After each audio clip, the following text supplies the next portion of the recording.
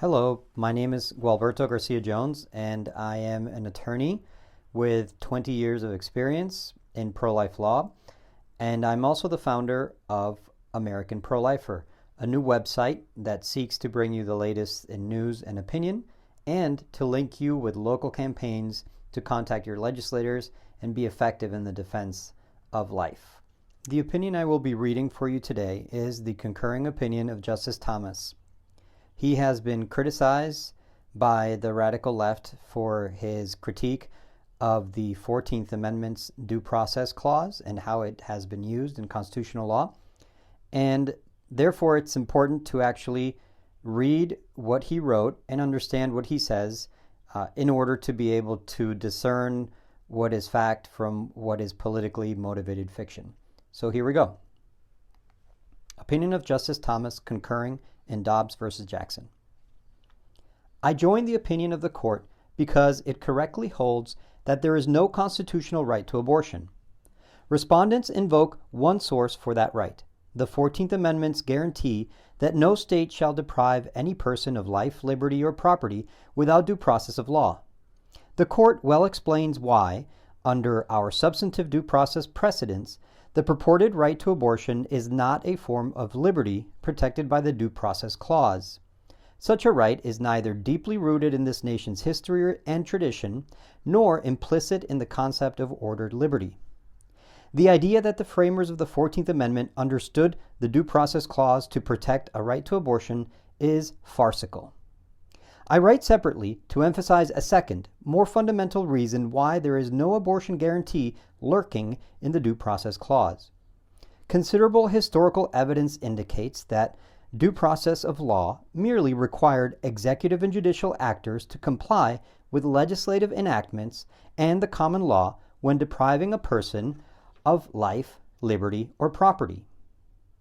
Other sources, by contrast, suggest that due process of law prohibited legislatures from authorizing the deprivation of a person's life, liberty, or property without providing him the customary procedures to which freemen were entitled by the old law of England.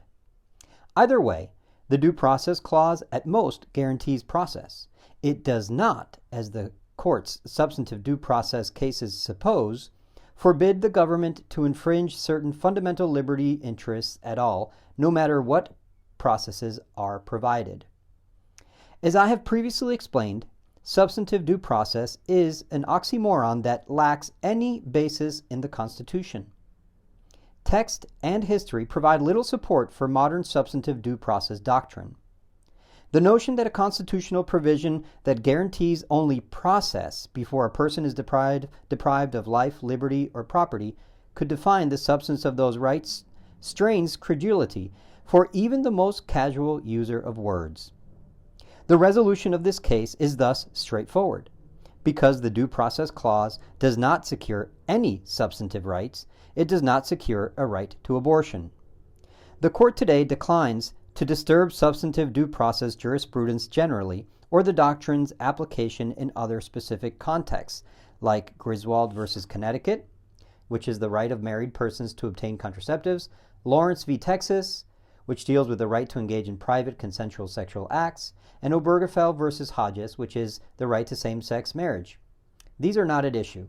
The court's abortion cases are unique, and no party has asked us to decide whether our entire 14th Amendment jurisprudence must be reversed or revised. Thus, I agree that nothing in the court's opinion should be understood to cast doubt on precedents that do not concern abortion. For that reason, in future cases, we should reconsider all of this court's substantive due process precedents, including Grisswold, Lawrence, and Obergefell. Because any substantive due process decision is demonstrably erroneous, we have a duty to correct the error established in those precedents. After overruling these demonstrably erroneous decisions, the question would remain whether other constitutional provisions guarantee the myriad rights that our substantive due process cases have generated. For example, we could consider whether any of these rights announced in this court's substantive due process cases are privileges or immunities of citizens of the United States protected by the 14th Amendment. To answer that question, we would need to decide important antecedent questions, including whether the Privileges or Immunities Clause protects any rights that are not enumerated in the Constitution, and, if so, how to identify those rights. That said, even if the clause does protect unenumerated rights, the court conclusively demonstrates that abortion is not one of them under any plausible interpretive approach. Moreover, apart from being a demonstrably incorrect reading of the Due Process Clause, the legal fiction of substantive due process is particularly dangerous. At least three dangers favor jettisoning the doctrine entirely. First, substantive due process exalts judges at the expense of the people from whom they derive their authority. Because the Due Process Clause speaks only to process, the court has long struggled to define what substantive rights it protects. In practice, the court's approach for identifying those fundamental rights unquestionably involves policymaking rather than neutral legal analysis. Substantive due process is a jurisprudence devoid of a guiding principle. The court divines new rights in line with its own extra-constitutional value preferences and nullifies state laws that do not align with the judicially created guarantees. Nowhere is this exaltation of judicial policymaking clearer than this court's abortion jurisprudence. In Roe v. Wade, the court divined a right to abortion because it felt that the 14th Amendment's concept of personal liberty included a right of privacy that is broad enough to encompass a woman's decision whether or not to terminate her pregnancy. In Planned Parenthood of Southeastern Pennsylvania v. Casey, the court likewise identified an abortion guarantee in the liberty protected by the 14th Amendment, but rather than a right of privacy, it invoked an ethereal right to define one's own concept of existence, of meaning, of the universe, and of the mystery of human life. As the court's preferred manifestation of liberty changed, so too did the test used to protect it, as Roe's author lamented. The Roe framework is far more administrable and far less manipulable than the undue burden standard.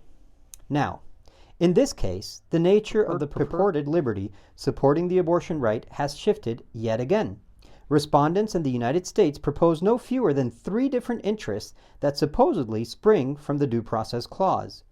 They include bodily integrity, personal autonomy in matters of family, medical care, and faith, and women's equal citizenship. That 50 years have passed since Roe and abortion advocates still cannot coherently articulate the right or rights at stake proves the obvious. The right to abortion is ultimately a policy goal in desperate search of a constitutional justification. Second, substantive due process distorts other areas of constitutional law. For example, once this court identifies a fundamental right for one class of individuals, it invokes the Equal Protection Clause to demand exacting scrutiny of statutes that deny the right to others.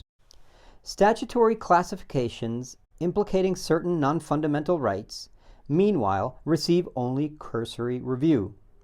Similarly, this court deems unconstitutionally vague or overbroad those laws that impinge on its preferred rights, while letting slide those laws that implicate supposedly lesser values.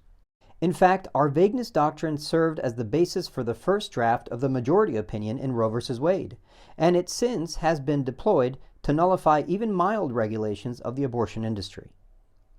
Therefore, regardless of the doctrinal context, the court often demands extra justifications for encroachments on preferred rights while relaxing purportedly higher standards of review for lesser preferred rights. Substantive due process is the core inspiration for many of the court's constitutionally unmoored policy judgments. Third, substantive due process is often wielded to disastrous ends. For instance, in Dred Scott v. Sanford, the court invoked a species of substantive due process to announce that Congress was powerless to emancipate slaves brought into the federal territories. While Dred Scott was overruled on the battlefields of the Civil War and by constitutional amendment after Appomattox, that overruling was purchased at the price of immeasurable human suffering. Now, today, the court rightly overrules Roe and Casey, 2 of this court's most notoriously incorrect substantive due process decisions. after more than 63 million abortions have been performed. The harm caused by this court's forays into substantive due process remains immeasurable. Because the court properly applies our substantive due process precedents to reject the fabrication of a constitutional right to abortion, and because this case does not present the opportunity to reject substantive due process entirely, I join the court's opinion. But in future cases, we should follow the text of the Constitution, which sets forth certain substantive rights that cannot be taken away, and adds, beyond that, a right to due process when life, liberty, or property is to be taken away. Substantive due process conflicts with that textual command and has harmed our country in many ways. Accordingly, we should eliminate it from our jurisprudence at the earliest opportunity. Thank you for listening, and make sure to keep up to date with all the news and opinion at AmericanProLifer.com. Thank you.